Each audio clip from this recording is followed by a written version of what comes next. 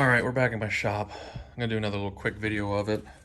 The way I have the electric in the shop set up here, I'm gonna open this, is I got this sub panel here. And from the house, I have a 50 amp wire that runs out through the ground, comes into here, and then I have this 2-pole 20 amp circuit breaker.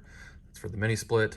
I have a 15 amp here, and then I have 3 20s. So the 15 is what the lights and garage door are on.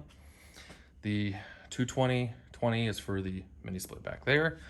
And then the other 3 20s are basically broken up for all the wall outlets. It's kind of one circuit for this wall, one for this wall, and one for this wall. And the way it's set up is every 4 of these outlets is a circuit. So the first circuit, I'm gonna go over here real quick, starts with this outlet right back here. It comes over to this here, and then both of these two are on it. And then this circuit back here, it's kind of hard to tell, but it's a 4-prong. The right side of this outlet back here is on that first circuit.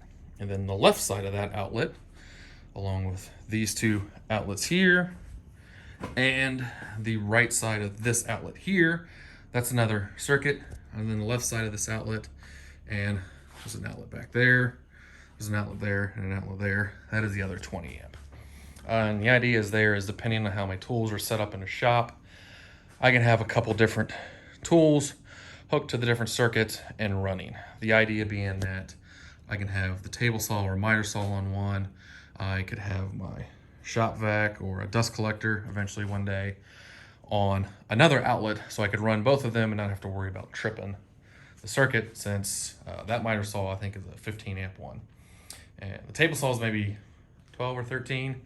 So you couldn't run both of them together off of one set of circuits. You would most likely trip it. So that's generally how it's set up. There's 2 free in there, or 2 free circuits in there right now.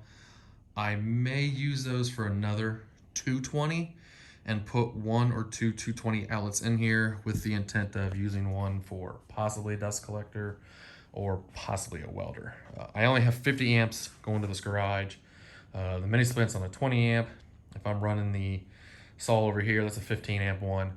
That leaves me with 15. Now these are LED lights, so they don't really take anything, but I can't really run another 15 amp item. So if I get a dust collector and I can get a 220, if I eventually rewire this table saw to run as 220, I eventually want to get one of those air filtration units that I think I'm probably going to mount up here in the middle somewhere.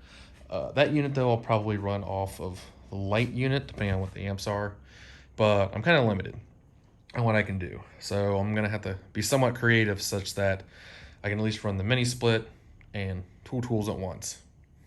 Mainly a dust collector and one of the saws. So yeah, those are my goals there. We'll see what I figure out what I do.